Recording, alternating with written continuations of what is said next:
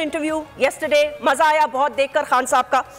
ये results expected थे, unexpected थे, या हमारे लिए तो पीडीएम के लिए भी ये रिजल्ट्स एक्सपेक्टेड थे कि इस तरह वो वॉश आउट होते जाएंगे तमाम तर हलकों से। अभी तक मतलब तमाम तर हलके इसलिए कहूंगी कि बहुत ही इंपॉर्टेंट डिसाइसिव मोमेंट है पाकिस्तान के लिए, चाहे बाय इलेक्शंस क्यों ना हो, लेकिन बहुत इंपॉर्टेंट मोमेंट में हो रहे हैं ये by elections. Thank you very much, बहुत शुक्रिया जज़मीन। आपके साथ काम करने का जो है वो एक्सपीरियंस मुझे पहली मरतबा बराह रास्त एक चैनल में फ़र्स्ट टाइम हो रहा है और मेरे लिए बड़ा ऑनर है। और माशाल्लाह समी भाई भी यहाँ पे मौजूद हैं तो अच्छी बात है।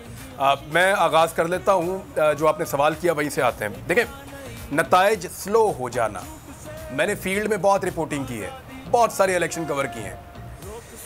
हर पोलिंग स्टेशन के अंदर अलग अमला मौजूद रहता है, पोलिंग एजेंट भी अलग मौजूद रहते हैं। शुरू में नताइज स्लो हो सकते हैं, पहले 1 घंटे में, सवा घंटे में स्लो आ सकते हैं। उसकी वजह यह होती है कि हर तरफ गिनती हो रही होती है। दुनिया में आज तक ऐसा पोलिंग स्टेशन नहीं बन पाया जिसके अंदर इतने वोट पड़ जाएं कि 4 घंटों के अंदर उसकी गिनती मुकम्मल ना हो सके या 3 घंटों के अंदर उसकी गिनती मुकम्मल ना हो सके, क्योंकि ज़्यादा से ज़्यादा हज़ारों में तादाद होती है, लाखों वोट एक पोलिंग स्टेशन में तो पड़ ही नहीं सकते। तो 1 घंटे 1.5 घंटे के अंदर मैक्सिमम पोलिंग स्टेशन फारिग हो जाते हैं।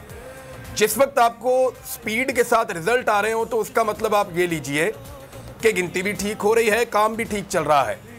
लेकिन जिस वक्त आपको ये पता चले कि 1-1.5 घंटे के बाद, पौने 2 घंटे के बाद अचानक जिस वक्त रिजल्ट एकदम बल्क में तेज आने चाहिए थे, उस वक्त रुकना शुरू हो जाए तो समझें कि दाल में कुछ काला है। मैंने तो अपनी रिपोर्टिंग में इसी चीज़ को सीखा है और इसी तरह मैंने पॉलिटिकल पार्टीज को फिर शोर मचाते हुए देखा कि ये रिजल्ट रोक रहे हैं, देखो ये क्या कर रहे हैं, ये हमें बाहर निकाल रहे हैं, देखो ये क्या कर रहे हैं, देखो ये हमें रिजल्ट नहीं दे रहे, ये भाग रहे हैं। तो ये इस तरीके की कार्रवाइयाँ होती हैं।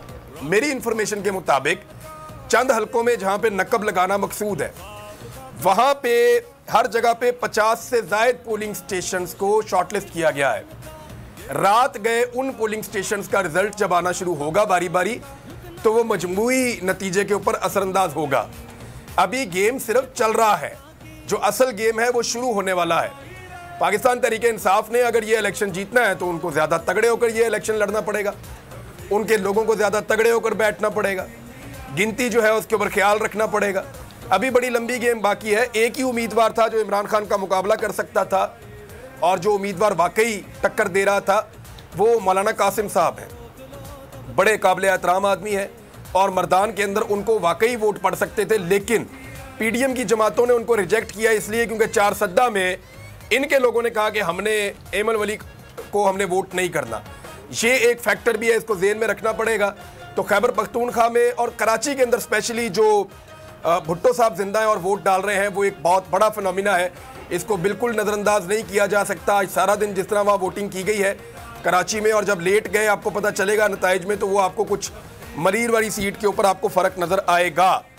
एक मेरी बड़ी ख्वाहिश थी कि मुल्तान वाले जो है वो मौरूसियत को रिजेक्ट करें। मेरी ज़ाती ख्वाहिश थी कि कुरैशी साहब की बेटी को ये इलेक्शन बुरी तरह हारना चाहिए, क्योंकि पाकिस्तान तहरीके इंसाफ जो है वो तब्दीली का नारा लगाने वाली एक पार्टी है। बाकी पॉलिटिकल पार्टी तो अपने बच्चों को सबको ला के तो हज़म करवा चुके हैं अपने अपने वर्कर्स को कि मेरा बच्चा है, इसकी इज़्ज़त करो, इसको अपना लीडर मानो। फिर उसका बच्चा है, तुम्हारे बच्चे उसकी इज़्ज़त करें, उसको अपना लीडर मानो। फिर उसका बच्चा भी आएगा जो भी पैदा नहीं हुआ, तो वो भी तुम्हारा जमांदरू लीडर होगा पैदा होते ही। तो ये बाकी पॉलिटिकल पार्टीज़ ने अपने वर्कर्स को कन्विंस कर लिया है कि उन्होंने ख़ानदानी सियासत को फॉलो करना है। पीटीआई के वर्कर से गुजारिश है कि मैंने ये बात पहले इसलिए नहीं की और मैं नहीं कर रहा था कि मैं इनके इलेक्शन पे असरअंदाज नहीं होना चाहता था, लेकिन मुल्तान वालों को वहाँ जाकर सल्यूट करूँगा अगर उन्होंने मेहरबानो कुरैशी को इलेक्शन हरवा दिया तो। जी इमरान रियाज साहब, आपके साथ काम करने का मुझे भी ये फर्स्ट